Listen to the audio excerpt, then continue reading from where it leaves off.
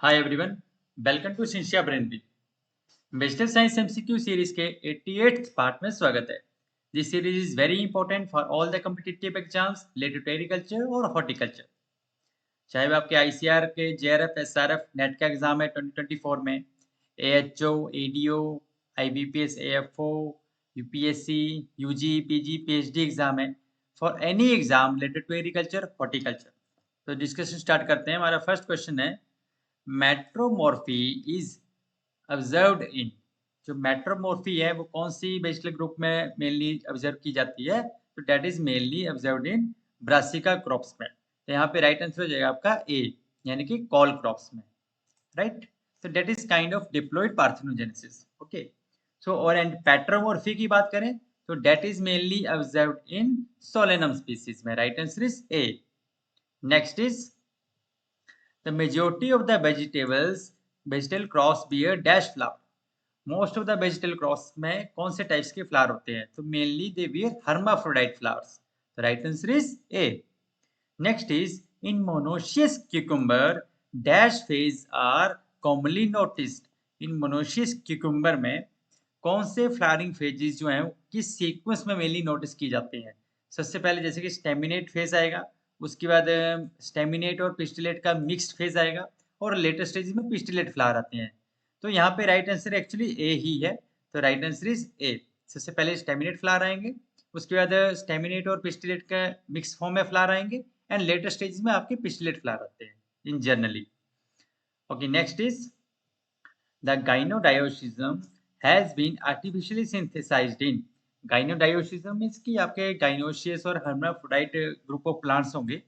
तो ये gynoDioecium जो ट्रेट है ये मेनली आर्टिफिशियली सिंथेसाइज किए गए ये जो सेक्स फॉर्म है इन विच क्रॉप में? तो इसका राइट आंसर है आपका ए, बुफेलो गोड में। Self incompatibility mechanism is weak in. इनमें से कौन सी वेजिटल क्रॉप में, कॉल क्रॉप में सेल्फ इनकम्पेटिबिलिटी मैकेनिज्म जो वो थोड़ा वीक है कंपेटिबली? तो यहाँ पे राइट आंसर हो जाएगा आपका सी, कॉलीफ्लावर में, as compared to other crops. Next is SLDWF5A।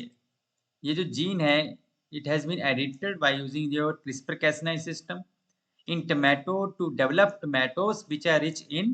तो यहाँ पे राइट आंसर है आपका A, pro vitamin D3 rich tomatoes develop किए गए हैं, मीन्स की genome edited tomato which are rich in pro vitamin D3 content.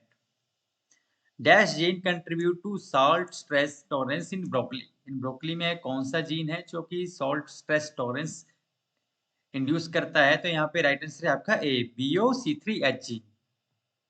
Next is natural cross pollination is influenced bye.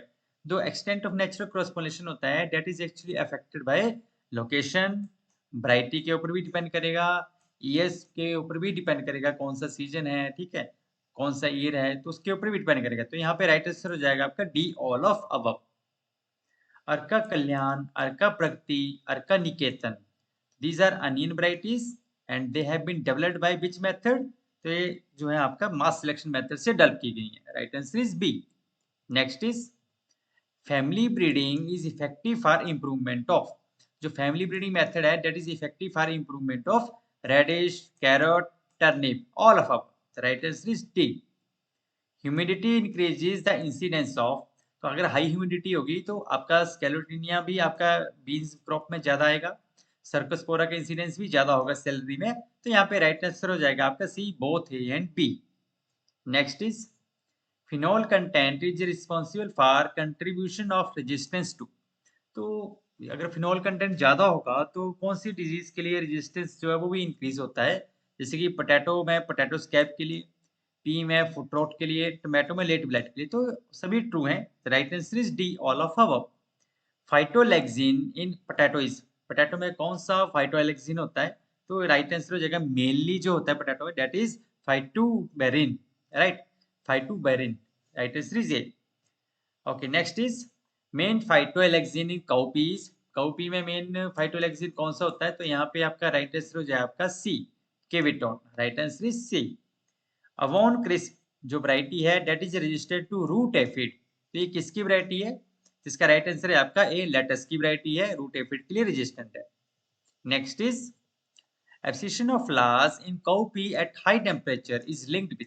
Cowpea में जब बहुत हाई टेम्परेचर होता है तो फ्लावर एब्सिशन होता है, तो that is mainly linked with indehiscence of anthers, anthers डिस नहीं करते हैं, low pollen viability, pollen sterility, all of above. तो right answer is D, all of above. The seeds of cucumber germinate from, जो आपके क्यूकम्बर सीड हैं they can germinate at temperature range of 15 to 35 degree Celsius. Next is dash methods can be followed for improvement of germination at low temperature. तो कौन सी breeding method हम use कर सकते हैं अगर हमें इम्प्रूवमेंट करना है किसी भी क्रॉप में for germination at low temperature? तो मास सिलेक्शन भी हम कर सकते हैं, रेकरेंट सिलेक्शन भी हम कर सकते हैं। Right answer is C, both A and B. Poor fruits at a low temperature in tomato is due to, tomato में एट वेरी लो टेम्परेचर होता है, जब स्पेशली हम बात करते हैं below 30 degree Celsius night temperature होता है, तो आपका फ्रूट सेट जो होता है टोमेटो में वेरी लो होता है। तो इसका रीजन क्या है? That is due to lack of pollen hydration, lack of pollen germination, poor pollen mobility. Right answer is D, all of above. तो ये सभी फैक्टर जो है वो ट्रू है। So this is all about today. अगर आपको वीडियो अच्छा लगा तो काइंडली शेयर करें, सब्सक्राइब करें एंड लाइक करें। Stay tuned with Shinchan. जय हिंद।